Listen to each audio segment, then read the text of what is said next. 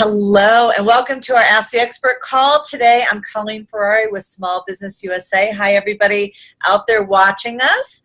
I want to introduce one of the very first people I ever met when I started Small Business USA, Tom Fleury. Thanks for being on the call, Tom. Glad to be here, Colleen. Tom, I will share a little bit. So Tom, we meet, and Tom pretty much is like, I don't know what you got here, Colleen. I don't know, and so then he was gracious enough to meet me at a Panera Bread, and I'll never forget it.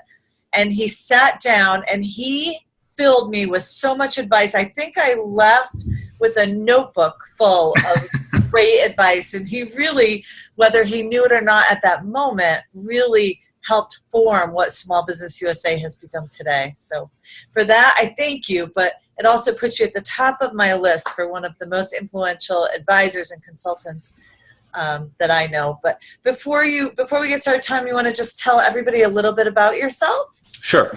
And I'll also share why I'm doing what I'm doing today, too.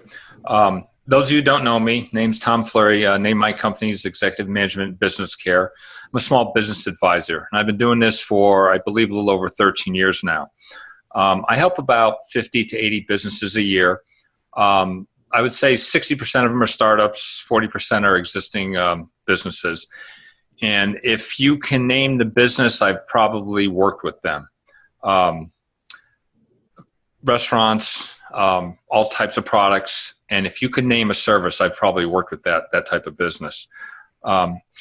Normally when I do a presentation or some type of speaking engagement, I'll pick a problem or an issue and talk about it. And it tends to circle around sales, marketing, and staffing, which is about 99.9% of all the problems small businesses face. But today I want to do something a little bit different. I want to flip it around and take sort of an opposite approach. And what I wanted to do was share from my personal experience the very few things I've found that are common among businesses that are successful. So that's where I want to go today. I love this. I have so many questions for you. Before we start, though, I just want to make sure that all of our participants that are on know that across the bottom of your screen, so there's a screen open for Zoom, and I love the Zoom webinar function, but across the bottom, you'll highlight, there's a Q&A. If you at any point have there's a chat box and a Q&A box. If at any point that you have a question for Tom, write it in one of those boxes, and we'll ask as soon as we get an opportunity, we'll answer those questions for you, because that's what the Ask the Expert call is really all about. We want to make sure that we're teaching you, but also answering your questions. So, throw it in there, and welcome. So, Tom, when we talk about success, is it a successful business person or is it a successful business? I would say it's both, but more of it is driven by the individual. So I'm going to probably take more of a tactic of what the individual does and what are their key attributes versus the core functions of the business. Because the core functions of the business, you can look that up, and sometimes they're just incredibly obvious. You got to do this, you got to do that. But it's how you do it, which is the responsibility of the business owner. And it's incumbent upon them to execute properly. So that's where I want to focus today. Great. Let's get started. Okay. So here's what I'm going to share with you today. I'm going to share with you from the product side of the house, three things I've found that people who market and sell products in their business, what they need to do and what they've done to meet with success. I'm then going to move over to the services side. I'm going to do the exact same thing. There are three things I've found that are pretty common and tend to be the core to success on that side of the fence. And then I'm going to share one common attribute sort of as a summary, which may seem obvious, but it's interesting. It reflects an overused word that I tend not to use, but nonetheless, it's a common attribute as well. As Colleen said, ask a question at any time. If it's short and extremely relevant, I'll answer it.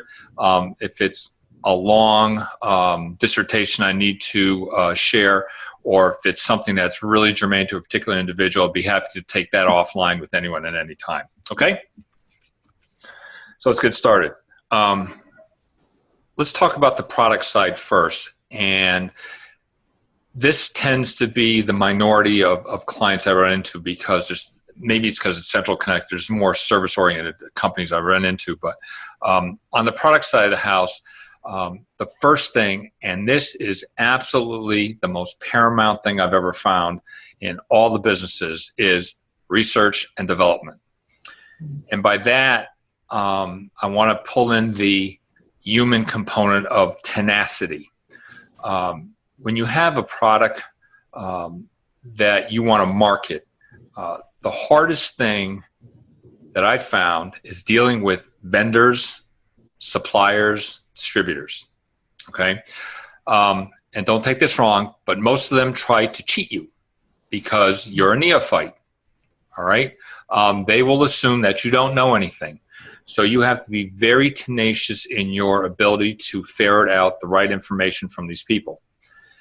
A second subcomponent of that is making sure you have the right legal advisor and advice on hand. You cannot, and I underscore this, cannot figure out all the legal ramifications of any product that you try to get out in the market space. There are too many rules and laws, especially when you go outside of your home state, that you just can't even deal with. So you have to have a really solid product litigator or product lawyer on hand to make sure you're doing all the right things. The sort of corollary to vendors and suppliers is, don't ever get stuck with just one. The successful people are tenacious enough, again, I use that term, and I'll probably use it 3 more times, to go out and not land the first vendor that shares with them everything they need to do and they feel nice and warm and fuzzy. You need to find a backup, and then when you're done that, you find another backup. Do not be held hostage, okay? The other aspect of vendors and suppliers is making sure that you're able to build a level of trust with them, and vice versa, so that you can actually do business. It's too often that vendors will just brush you aside. So if you have that gut feeling, and successful business owners who market products will have that sixth sense, so to speak, to be able to figure out whether they can trust that individual. And today's day and age, when you're doing everything by phone and internet, that's even more keen to have that skill set. I think that's a great point, Tom, because we forget that these people who are supplying these vendors are businesses themselves too. If you're not, they get in trouble, they lose market share, they raise their prices unnecessarily, they change their quality. I think it's a great point to stay on top of your vendor and your controls. I never think about it. The hardest thing for a new business, especially, is you're so small that these vendors or suppliers won't even give you a moment's notice. It's really hard to get their attention. And they often, and to their credit, they're so busy, they may actually just forget about you. They may not try to cheat you. They may not try to undermine. They just may plainly forget about you because you're just not even a blip on their radar screen. So it's very, very incumbent upon the business owner to be tenacious enough to make sure that they have a solid plan together, that they communicate correctly and effectively, and really, dot the I's, cross the T's, because if you don't, you're going to run into problems, and that's usually where the most time delays come in, and just general communication between your suppliers and vendors. Tom, you know how we say, like, every year you should reassess your goals, your vision, your marketing. Do you think there should be, like, every year you should go through? Is that something you should put on your list? Every year, go reassess vendors? I couldn't agree with you more with that, because like any business, you get complacent. I've seen too many times where a vendor was secured, and your business starts, this person's business starts to grow. But what they don't do is pay attention to what the vendor is doing or what their supplier is doing. And they could be going on a totally different, they could be in a different tangent, going in a different direction, and they're not in tune with your business anymore. So that's why it's really important to have 2 or 3 backups and check back with them. Daily is too much, but once a quarter may be too infrequent. Interesting. Okay? Great. So that's item number 1. The second thing, and this may seem somewhat obvious, but for many people with products, especially at the startup phase, they don't think about this. You have to have more than one product. In today's day and age. Thank you for saying that. Thank you for saying that. All the time that comes up. Even if it's a different version, if it's a different type, style, I don't care what it is. And you have to have that in pocket, ready to go before the first one is launched. It is so easy for people to copy you and flood the market with facsimiles that before you even get your first sale, someone could be selling 10 times as much down the street. It's that important. I cannot even count the number of businesses that I personally know that have failed for that reason alone. It's unbelievable. And if you have a great product and you're differentiating yourself, it is going to be duplicated. Oh, absolutely. And actually, if you think about it, that's a compliment. Yeah. So accept the compliment by sending items number 2 and 3 out into the market space. I also think you have to remember, too, on that point that you're in a fashion industry. If you have a product, even like the first keyboard that was created doesn't look like the keyboard today. Correct. The first phone, Apple is a great example, right? You have to continuously innovate, change, update. So I'm sorry, Tom, but you hit such a chord because business owners don't see that. They get a product, people love it, they think they'll need it forever. And yeah, one of the I can get a prospect or a client irritated in a nanosecond, and when they tell me they have this really good idea, my first question is, so what's your next idea? And when they don't have one, then I know we're basically both in trouble because you can't go anywhere with that. So that's really key, and I think a lot of people just don't realize that, especially today.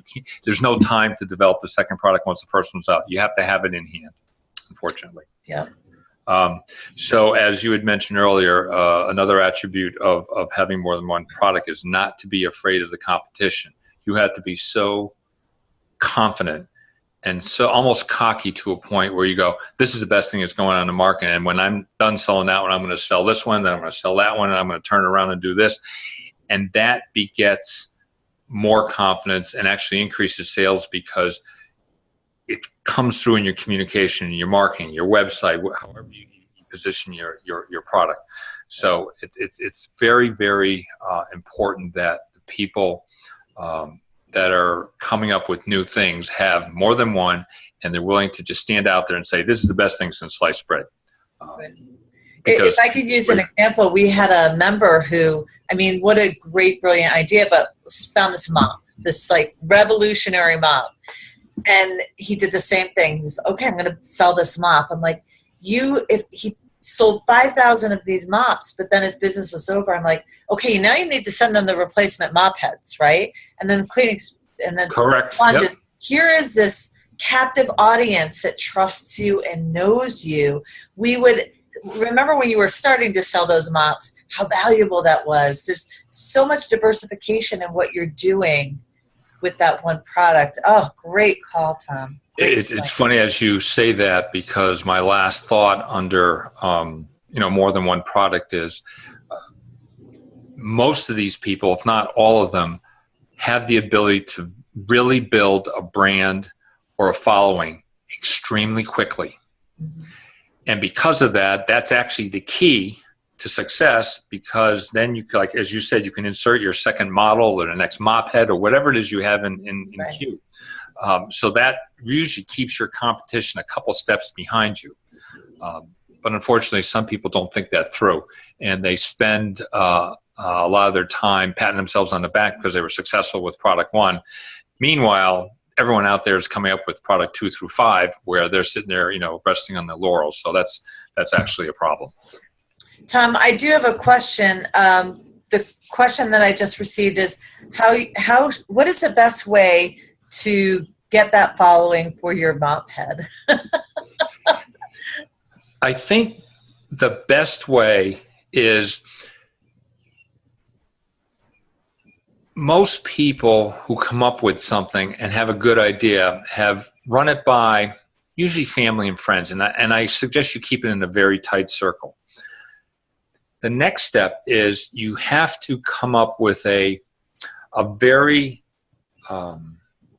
trusted focus group, and I suggest signing non-disclosures, what have you. I wouldn't share everything about your product, but enough where you can get candid feedback. And one of the key principles of marketing is people don't buy what they need, they buy what they want. And if you can find the want button quickly through a very small focus group, you're usually onto something. And if that happens very quickly, that should be the key to giving you a hint of what you should be lining up for products 2 through whatever. But most of the people that I have worked with, actually, I would say all of them have religiously done a series of focus group tests to make sure that they can sell 1,000, 10,000, 100,000, whatever the number is, effectively before they make 100,000 of them and find out they can only sell 1,000.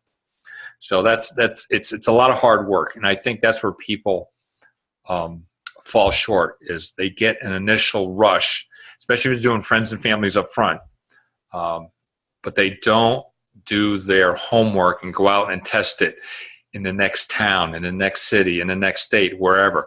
They assume all the demographics are the same, and they make all sorts of other assumptions. So it's that constant market testing that you need to do without letting your competition really know what you're doing. So again, and then I'll get into, or sort of goes into my next segment is knowing your customers so well that you know exactly what they want, and you can figure that out quickly without, again, displaying all your wares. So hopefully that answered that question, but it's not an easy answer, and many people fail because you just can't believe how much hard work that is. And all you can think of is the guy who did the Ginzu knives. How many presentations did he do before he sold his first million? There you go. So true. So true.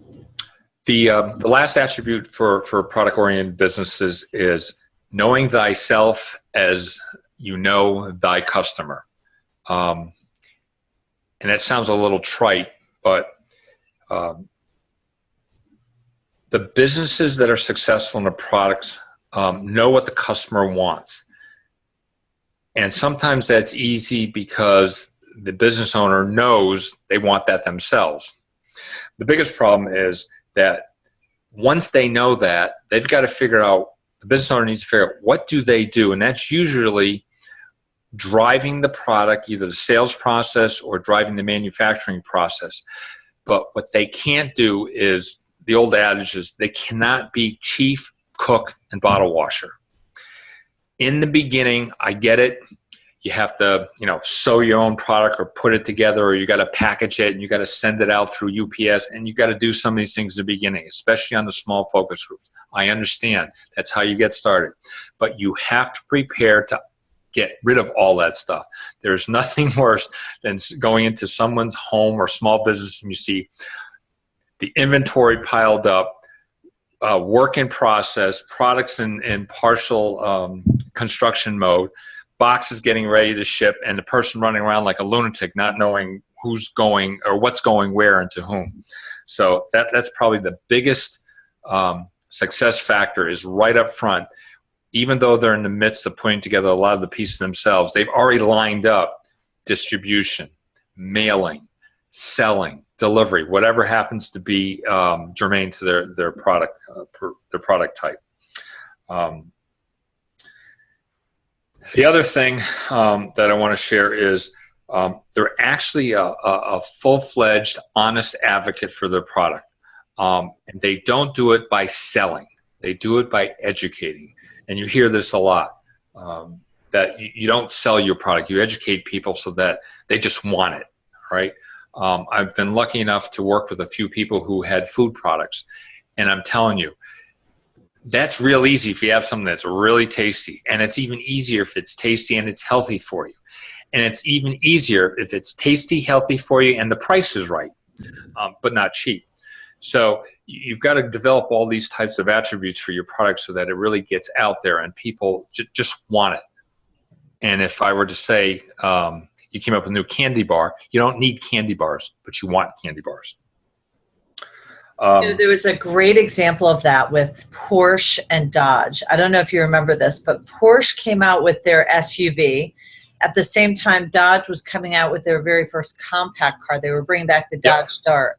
And both companies launched very differently. So Porsche went and took their focus groups and asked what they want, what they would pay for. And it was things like, you know, Porsche was known for their 5-speed transmission, but someone who drove the SUV wanted the handling of a race car, but didn't want an automatic, or they wanted an automatic. They wanted bigger cup holders, but they didn't want it to look like other SUVs. I mean, all these attributes. So they did all this research before they actually launched the Cayenne.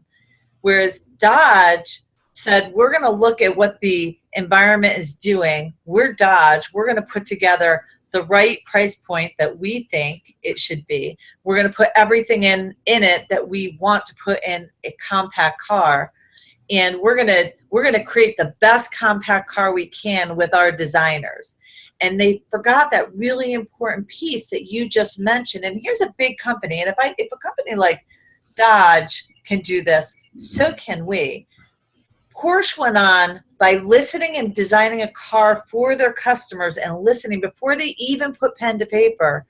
Today, that brand is still incredibly valuable. Yes. And I don't know if many people know this, but Porsche about 15 years ago almost closed. They were close to bankruptcy. They were really struggling. Today, that brand has over-delivered. Now they have the four-door sports coupe. I mean, it really revived Porsche. Whereas Dodge, you know, I think the CEO at one point when they were releasing the new Dodge Dart went out there and said, there's no way we could screw this up. Yeah. Famous last words, because it was a very short-lived. They missed all the ticks that the buyer, not the Dodge customer, but the buyer of that particular compact car would have wanted, and therefore failed. Oh, absolutely. It speaks exactly to what you were saying. Yeah, it's finding that right niche and feeding that niche with, and this is sort of my last thought on this know thy customer point, is fill that niche with high quality products. Unfortunately, too many people I work with, and this tends to go more on the services side than the product side, price their product too low. They think that price is going to be an impediment to sales. It's not. People want what they want. Think of the first high-def television. It was over 10 grand. They sold lots of them. And there's all sorts of examples like that that come out in the marketplace. You know, the first microwave was expensive, and now still a couple $100, but the first one was a couple $1,000. So you have to price your product appropriately, and if you don't, you're going to now start pinching pennies, and then that you wear that emotion on your sleeve. And even in a products business, you're going to cut down on the packaging, you're going to cut down on the manufacturing, and on and on and on it goes. And then you get what people say about, I hate to say it, but Chinese imports or foreign imports. They're cheap goods, and you can't be known for that. If you can get a quick following, build that brand, pricing will support it, and vice versa. Yeah, I think that's such a great point, and understanding value is important, right? We have this conversation with a lot of members. Value means different things to different people. It's really, it goes, it really kind of talks about everything that you've said. It goes back to understanding your customer, what they need, and what their perceived value is in your product. Yep, absolutely. Not necessarily price. So those are the three, just to summarize, those are the three key points I've seen in all the people I've worked with. And it's the research and development, more than one product, and knowing yourself and your customer and what they really want. Forget what they need. You can go to CVS to get stuff you need. In today's day and age, it's really hard to compete with needed items because the big companies will eat you up unless you come up with something really innovative, and you better be really quick with that because big companies have more lawyers than you will ever have. So let's not go there. Okay, well, so I believe everyone needs small businesses. Yeah, there you go. Moving on to the service part. Yeah, so let's talk on the service side. And there's obviously three things that I mentioned earlier that I want to share. This one sounds sort of common, but I'm going to detail a little further. And that's uniqueness. And yes, on the product side, you have to have a unique product. I understand all that. But on the service side, because it's really a service-driven economy, especially in the United States and some of the richer developed countries, being unique is really an advantage because it helps you on price, it helps you on marketing, and again, people want things, okay, and they like service. People like to be pampered, et cetera, et cetera. So you really got to play on those emotions.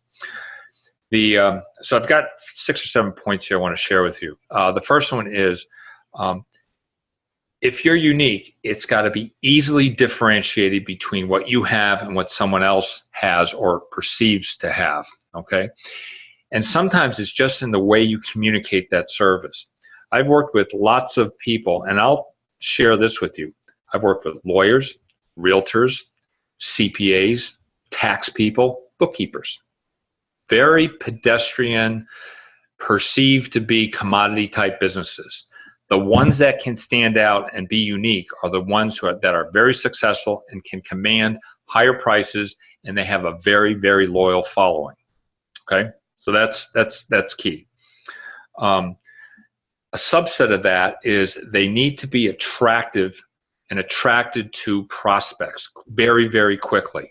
And a lot of that has to come with their with something I'm actually pretty good at, is figuring out people's unique business identity, their differentiation, their 5.6 second elevator speech that really goes, what was that? And that is so paramount in services. And again, it's because people want certain things. And on the services side, wants are very, very much more heavily weighted than needs.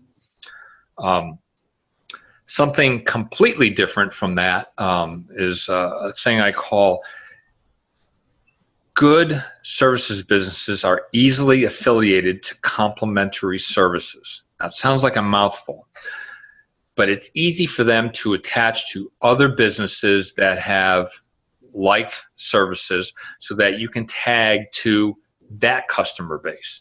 And then they can tag onto your customer base. It's very easy to build affiliations because services can be perceived to be so pedestrian or viewed as a commodity. Tying it into another high-end business is a good thing, and those that are successful tend to do that. One of the other things that I think is really key under this whole uniqueness is people who are successful are very, very strong communicators. They've got to convey why they're different quickly, effectively, and with confidence. All right. They also understand their market and are able to persuade people and get them to perceive them as a business service that's really different. Okay. And the last thing under uniqueness is the business has to be quickly validated. And by that, I mean, you can't end up in a conversation where you're explaining why you're different. It's got to be crystal clear. You have to be able to point to other people or customers or clients to say, wow, hey, they liked it too. And it's got to be something that's not you boasting that you're great. It's other people saying that you're great. The ones that are successful do that very, very quickly. And that, in my opinion, is probably the hardest thing to do, is to get your business validated. So that's number one, uniqueness. I will tell you, Tom, that is how many people come to me every day and say, oh, I'm different because of me. not Right. Colleen, but That's correct. Sally owns a consulting business, and Sally, so what makes your business different than everybody else's? Well, Colleen, it's different because of me. It's because I give great customer service. I got to tell you, if you think that you are the differentiator and that you're the only person on the block saying that same thing, we offer free competitive analysis with Small Business USA, and every time it blows people away. So, I mean, it's one of those moments that your differentiator, it's got to be consistent with what comes out of your mouth. Yes. Every piece of marketing that you have, with everything that you do, what sets you apart. I love that, Tom. And I don't think we could do an entire call on that one topic because it's so valuable. Exactly. A lot of times I'll have someone say, just to your point, that it's about me. I give great customer service, and my comment to that is, no one gives a crap about you. It gets them to stop dead in their tracks, because it's like, it's true. It's all about me, the customer. It's me, that you need to concern yourself about what I want, not what your persona is all about. And that's sometimes a very shocking statement, but for many people, they will not succeed, and they're going to delude themselves if they think otherwise. We're going to get a lot of people right now that are going to jump on this relationship piece, and I want you to, yes, relationships do sell, but relationships build trust, and that's why they go with you. But so the best example somebody ever gave me is, if you have 5 golf pros all lined up, but you developed a slice. Are you going to go to any golf pro, or are you going to go to the golf pro that markets that he is an expert at fixing slices? Exactly. He has exactly what I need and what I want, and it makes it very clear. All 5 of them are great guys, but it's really differentiating and understanding your market that's important. No, totally agree. Different than relationships. So absolutely. I've used the example of going to a doctor who has no personality but can fix whatever hurts. I don't care about his personality. It's irrelevant to me. Can you fix this? And if the answer is yes, we're going to be talking. Yeah. So totally agree. Agree. Relationships about trust. This is differentiation. Very different. Exactly. The second key element in the services business I found is the business owners are really customer centric, and this has, and I think in the service business, and this sort of goes and pigtails ties into your comment, Colleen, about trust. The successful business owners, they'll buy and service what they offer. They really can communicate well with their customers, build that level of trust. And what they're also good at, and people may take this incorrectly, but they can actually tell stories. And I don't mean stories like tall tales or sales stories or stories that are humorous, but very poignant, matter-of-fact stories that can get people to go, oh, that's exactly how I feel. That's exactly what I would want. I need that. I really want to have that type of service. And they're very quick to tell stories that are very relatable to their audience, wherever they may be.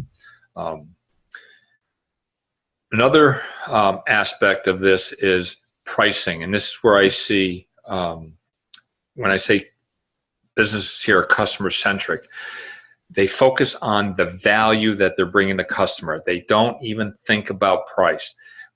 When I sit down with someone on a service side business and they tell me, well, the price is just the price, now I'm interested in talking to them. But when they are sheepish and they say, well, I think I can only market this at this level, I know they're trying to sell it. And they're trying to either give it away, or they're trying to convince people that this is so cheap you're going to want it anyway. The people that are successful educate their customers and market their wares based on 100% value. The price is whatever the price is, and it's that simple. I just want to make a quick note, because I noticed a few more people joined. If anyone wants to ask a question, I mean, these calls are really for you. So if anyone wants to ask a question, if you just highlight the bottom of the bar, you'll notice there's a Q&A if you want it public, or a chat. Use either one of those boxes, and then Tom can answer those questions for you. Sorry, Tom. Yeah, no problem. Thanks. Great points. On the pricing to value, never, ever, ever have I ever met someone who is successful in the service business have the lowest price, ever. Take that to the bank. And the last thing is, when you're customer centric, you are very sure who your customers are, and you're even more sure of who your customers are not. Successful service-oriented businesses do not sell to anyone, and they do not sell to everyone. I'm letting that sink in, because there's too many times when I hear people in networking groups, clubs, presentations talk about everyone and anyone, and that's not true.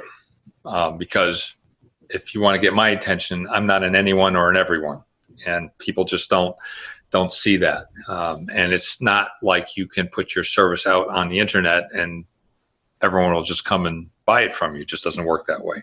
It's so true. And that service space, that's a great call. So many people think they can just throw it out online, and if they have a great enough website, great enough business card, people are just going to call. In a service industry, there's so many people out here. You really have to take the time and build relationships and work on referrals. And we have there's a lot of strategy behind that can make it easier and simpler. You know, I want to share a story, Tom, about the pricing model. Here's a great example of what you just said.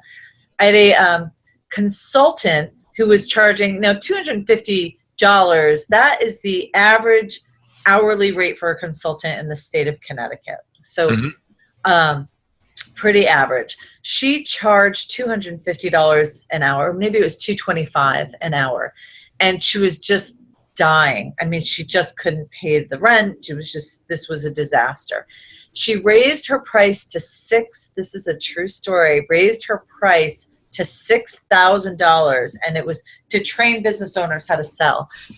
Raised her price, and all of a sudden was flooded with business. Right. Nothing else changed but perceived value. Yep, absolutely correct. No, absolutely. I couldn't agree with you more.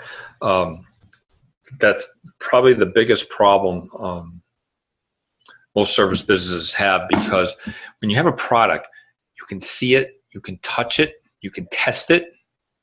On a service side, it's almost all perception of that value. So you got to be really crystal clear in your communication. You really got to target the wants of your prospect. And if you don't do that, you're going to be perceived to be like everyone else. And like I said, there's a lot of everyone else's out there, unfortunately.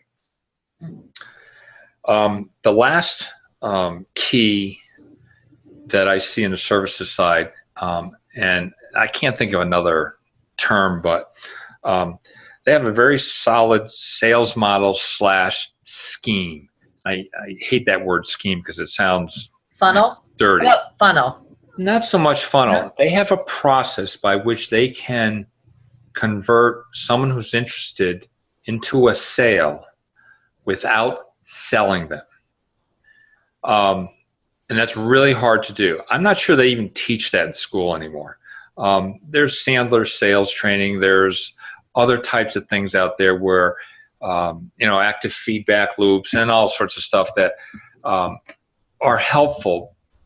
But the successful business owners have figured out how to internalize the sales process in such a way that they can have a dialogue with a customer and get them to want what they have so quickly and so fervently that it's like, where do I sign? Can I get it? When can you start? And that's really, really, really hard to develop. The successful businesses, in my opinion, once they differentiate themselves, this is the second hardest thing that they have to do. It's really convert sales. We got a question, and the question is, can someone be shy and still be successful? And I think it plays into what you just said. The answer to that is yes. I call that as some people can be as dumb as a fox. I've seen, and I don't want to stereotype here, but I've worked with 3 female business owners. I don't know how they did it, and they didn't do it illegally. They could get into any company through any door, through any administrative assistant, through any obstacle possible to talk to business owners. And it could be from a business of 10 people to Starbucks. It's unbelievable. They have a way of getting from outside the door, inside the door. I wonder if we both know those same people. A few people came to mind. And I wouldn't say, I don't want to, because it sounded almost like you said sly is dumb, and or playing dumb. And Correct. That's what it is. It's some people, it's just realizing what you do and what you say and how you say it and what works and what resonates. They're genuine. They are who they are. They're not trying to be someone they're not. I actually share the same thought with people who I work with when I'm redoing their resumes. If you are not who you are on a piece of paper, I don't care who's across the table, they're human. Humans can sense when you're trying to be someone you're not. And when that happens, wall goes up. So no matter what your personality is, embrace it and use it to your advantage because you're unique. And I think that's too often the problem with many small businesses. They try to be something they're not, and it becomes across as fake. And that's where all the problems start. Oh, such great advice, you guys. Someone said to me, well, Colleen, I don't know all these fancy people was the word that he was saying when he was talking about the business that he was selling to. And I'm like, but I don't even really know what that means, but what about the people that you do know? Because everyone has a circle of people that they resonate with and that they know, and that's where you start. You don't start with people, you kind of play in the space that you're comfortable with by being authentic and by being you. And it doesn't matter, there's all different personality types at every level. But we, a couple of years ago, I heard the statistic that out of 100% of the market that you serve, only 3% are actually your customers. And so I think if we try to be everything, to your point, we try to be everything to everyone, we're not being authentic, we're not being who we are. But that's when I think that the lack of sincerity comes across, right? When the sales pitch comes on and you're not being genuine and authentic. And that's when you lost the sale. Just be you. Absolutely. Right? And having been in corporate a number of years myself, and you see that sales approach, which tends to be far different, although it can be effective, it's not very effective in the small business world. So the people who are successful really don't have egos. They may be very confident in themselves and can communicate well and strongly, but they don't have an ego. And they can also answer questions without selling. Too often you get someone and you're engaged in a conversation and it's interesting, and all of a sudden you can see them, the sales spigot just automatically turns on. They're trying to sell you something. It's like, I'm just getting information. And that's just, and of course I'm very sensitive to that.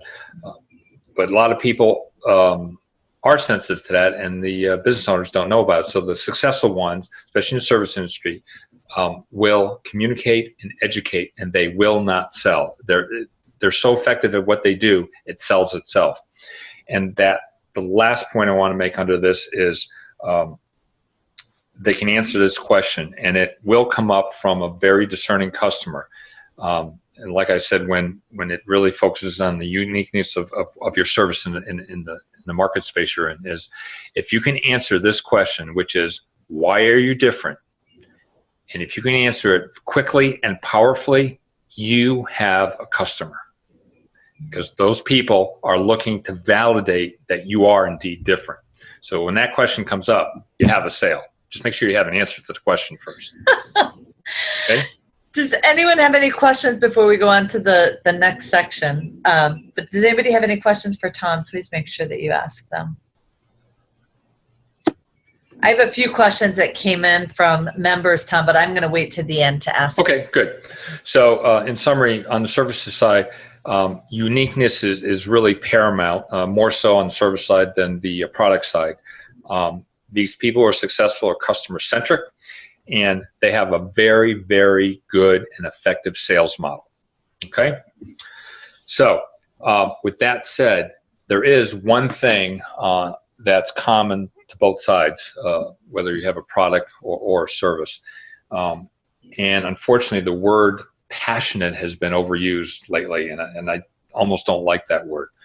But the people that I've met, and boy, there's one recent example, and I'm not going to mention it because this person may actually be online, and a lot of people may know who this person is, so I won't use it. But the people who are successful really love what they do, and they just don't say it. You see it. You see it in their work.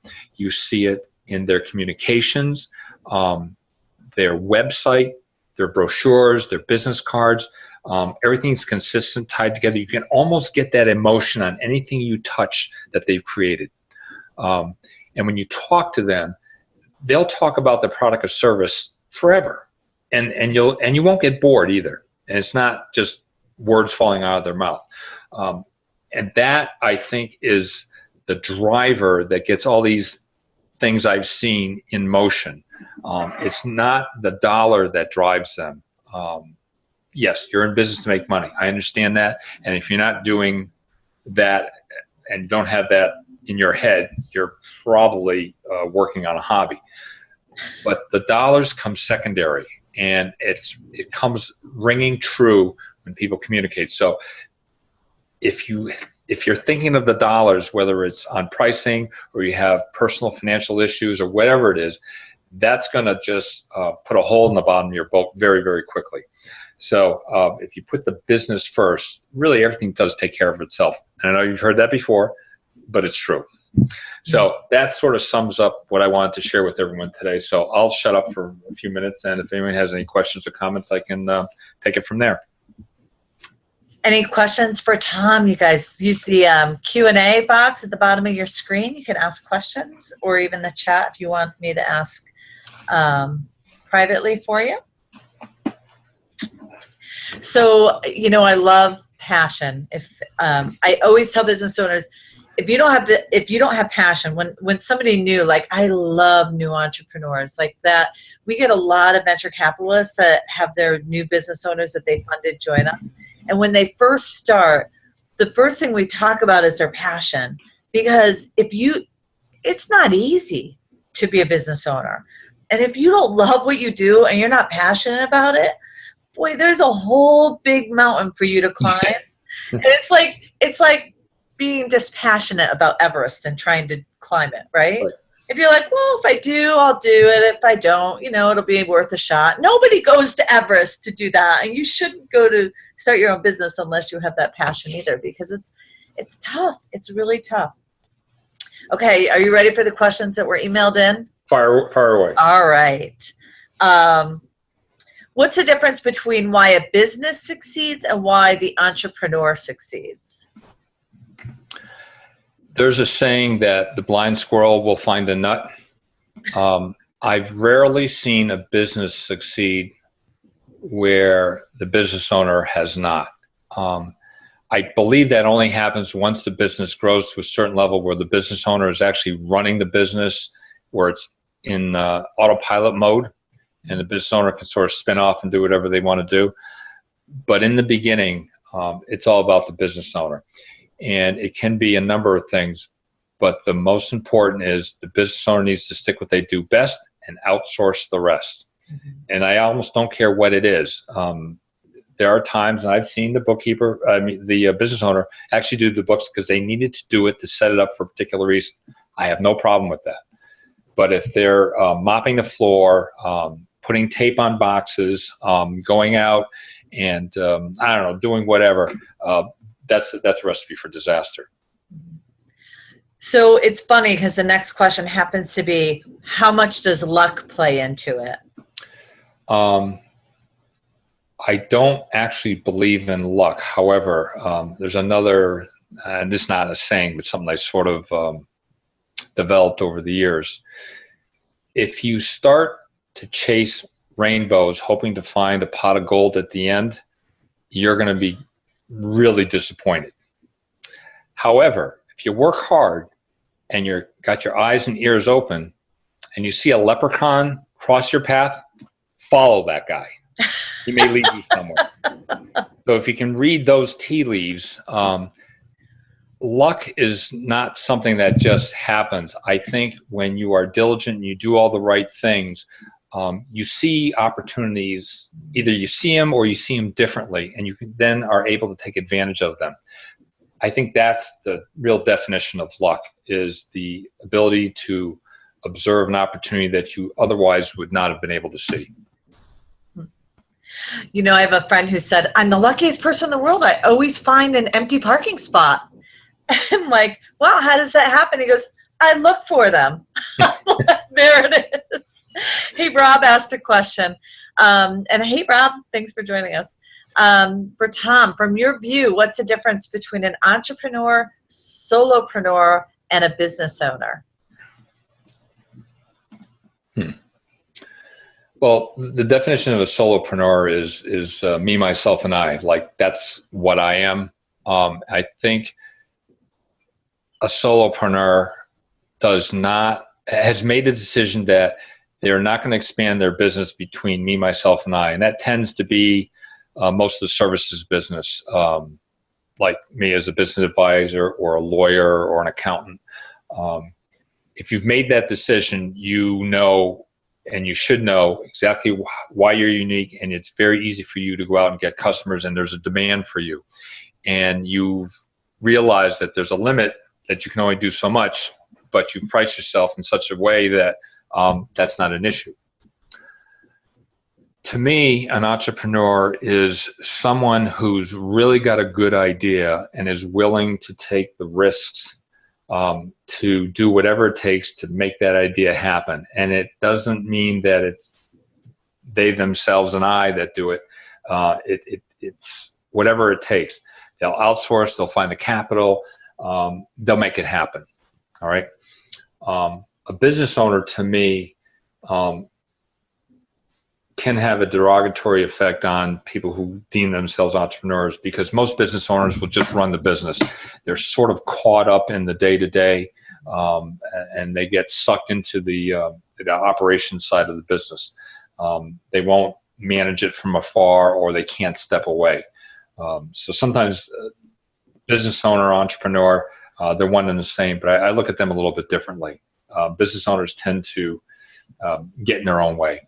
Entrepreneurs tend not to. Awesome. Great question. Great question. Great answer. I love this question for you, Tom. Oh, hold on. I've got another one here. Sorry. A follow-up question. I heard a 5X factor should be the bare minimum for revenue goals. If a solopreneur wants to earn $100,000, they should work towards $500,000 to grow from a one-man operation to a thriving business. I can only answer that by it depends. Depends on the business. I have a more realistic outlook for people who are trying to figure that out. I do it this way. In year one, you should try to cover your expenses. In year two, you should try to pay yourself. In year three, once you pay yourself, if you can attain even $1 of profit, you're on your way. I think too often, there's nothing wrong with setting financial goals.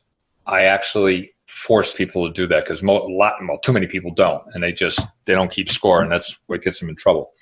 But I think if you put too lofty a goal on your revenue side without other considerations, you might be doing things, you might be cannibalizing your business, whether pricing it too high or doing some things to force revenues to grow too quickly.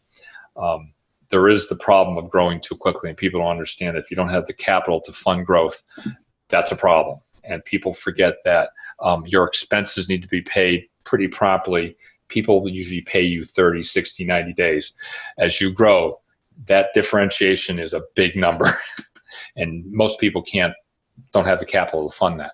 So be careful when you try to shoot for the moon, so to speak. But I always tell people, if you do that and you run into that type of a problem, that's a better problem to have than all the other problems I know you can have in your business. Yeah. I do, and it depends when I really feel strongly that it depends if you have business, if you're a business owner, if you're a solopreneur, have those goals if that's something that you can. Yep. I believe in hitting goals. So I'll work with the business owner and help them create a realistic goal that's realistic based on the plan, the strategy, and we'll hit that goal. Exactly. Dang it, we'll hit that goal. And if we don't, we're going to dissect why we didn't and how we're going to do it the next month. So I'm really passionate about hitting goals. I think when you have a 5X goal and you have employees, you're really risking as a leader, you're really putting at risk. Are you shooting too high? Are you setting realistic goals? Are you alienating them? Are you a dreamer? I mean, those goals, somebody once said, the best way to, I don't know if you've ever seen these dog contests where you throw the stick out and see what dog can jump the furthest to go get it. They said the trick is, if you want that dog to jump the furthest, it's making him believe that he can catch it. Correct. But just throwing it just far enough ahead of him that you're going to get everything he's got out of him. And then really rewarding the behavior. And I think that 5Xing scares me a little if you have employees. Yeah, and that tends to be an investment capital backing type of concept. You know, we need 5 times return or 10 time return. And that's all well and good, and that's great to have those types of goals. But unless everything else is aligned, to your point, Colleen, it can be dangerous, especially from a very small startup. You can tell I talk in pictures, right? I always have to have a story behind it so you can see the car or the dog or whatever. There you go. I have a couple more questions for you, Tom. I love this. If you could change one thing about how you started your business, what would you change? There's not enough paper in the world for me to answer that question. I think if I look at my business, I would say in the beginning, because I'm male and I'm also French, I'll share that with you. I don't have an ego, but I'm not one to reach out for help. And I'll never forget this. I think I struggled for 2 weeks on my own business brochure because I couldn't think of the analogy I wanted to use to convey the message I wanted. And I finally succumbed and called a friend of mine in Rhode Island. And in about 20 minutes, she sent me 5 things, of which I think it was item number 4 was the perfect analogy I needed. From that point, I said, Tom, you're an idiot. You're going to be helping all these people, but you won't pick up the phone or you won't have someone help you out. So that's when I found out that I needed everything on speed dial. And today, actually that situation really helped me out because people look to me as someone who knows not everything and everyone, but sometimes they believe that because of how quickly I can get an answer. But that's how I operate because I don't like problems and I don't like worrying about them or having them on my list for very long. So I want them off. I want those things done. So I'm very cognizant of the people that I need to find at any point in time.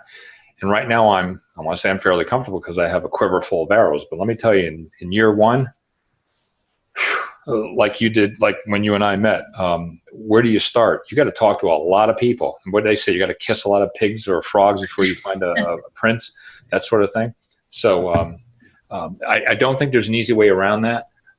But if you can figure out what to outsource sooner rather than later, that's just paramount because it just takes up way too much time. And that's usually what gets people stuck is they spend too much time in doing things they're not supposed to be doing. Well, and I love that you said that because I think every business when they start off, but then there's this pivot where they realize something needs to change a little to really connect. We built it to connect with us, but when we mesh in our client, there's that pivot. And if you don't make that pivot in there, you're not going to climb and get those sales you want. It's really kind of goes hand in hand. They said Sam Walton, the day he died, was still asking people their opinion on things. Totally agree because the world changes sometimes before you hear of it. So true. And then, last question. What is the best advice you've ever received? That I've ever received? Yeah. Boy, I'd have to really think about that. I think the best advice I ever received was from a business partner that I don't want to say I didn't respect, but probably wasn't the strongest business partner I ever had. But one of the things this person said to me was, Tom, don't assume everyone knows as much as you do. And I had a hard time swallowing that because I don't think I'm the brightest person on the planet. I'm not. But what I found was I thought and was assuming that people just knew lots of stuff. And maybe they did. But the real crux of the advice was that people can't process it as fast as I can, and they can't come to yes, no, or 0-1 type conclusions quickly. So I would get frustrated over that. And I found that it's a lot easier to work with people, communicate with them, small bits of information so that I get to understand them and learn about them a little more quickly than assuming that they can just, drink from the fire hose, so to speak. And that actually happened about 4 or 5 years ago, believe it or not. Really? So that's a good question. I had to really think about that one. It's great advice. Great advice. I think that could be for anyone. If you're an expert in something, it's really easy to just assume that everybody's going to drink from that fire hose with you. Thank you for sharing that. That's great. I appreciate it. Does anyone else have any questions before we wrap up? Tom, I took so much away from today's call. Thank you so much. And I think there's some really good basics that we can all just go through and list those things and just do that gut check with ourselves and ask ourselves, are we on track? We always start there, right? I mean, I see most business owners, it's great intentions, but then the world gets in the way. And then you get a little too mired and stuck in your business and you forget to step out and look. And that was my my goal for today, was to get people who are listening and will listen to just take a step back and am I doing the right things? And maybe I'm not doing all the 3 things on the product side, all 3 things on the service side, but are you hitting 1 or 2 of them? And if you are, you're probably doing things about right. But if you're not doing any of them and you're struggling, time to take a step back and reevaluate what you're doing. Well, it's so easy as a business owner to just get overwhelmed by everything on your plate. Absolutely. So thank you. That's what makes you so good at what you do, Tom. You're really great at getting people focused and in line with their business needs and what they're saying and what their message is. So absolutely. Thank you so much for being on the call. Okay, it's been fun. One more question. Hold on, please. For Colleen and Tom, what's your favorite strategy activity to reground yourselves when business is going crappy? Go to a peer advisory board meeting. I'm telling you, once a month, boy. We live by our own, so I live by my motto. We have a board and our board of advisors, and Tom's one of them. Boy, you can have that reality of where you are and where your business is comes flooding at you once a month to make sure that you stay there. Yeah, I would concur. I couldn't hold myself back. I'm so sorry. I'm like, yeah, I'm living it. I would actually concur, because when you're with others that are, especially your peers, it gives you cause and pause to reflect, because you can usually talk yourself into some things you shouldn't do and vice versa. But when you're with others, you really got to be true to yourself. So I would agree with you. That's probably the most powerful way of just reassessing, what you're doing and where you're going. Yeah, it is amazing. We had I had somebody in a board meeting one day, and we go around from person to person, and we talk about your business and what your challenges are, where you were last month, where you're going this month, and everybody kind of weighs in. Like, this is, boy, Colleen, that is a dumb thing to be working on. When you said your goal is over here and you're working on this, what the heck are you doing? But we get to the last person, and it's his turn to talk about his business, and he said. He just stopped. He's been a board member for almost 2 years, and he just stopped and said, I took so much from this meeting. I realized I'm so off track. I need to start all over. I answer that next month. And it's so amazing, because sometimes you're just around so many smart people. I mean, these boards are just filled with such smart people, and you realize there's so much here. It's so easy to get off track and lose focus.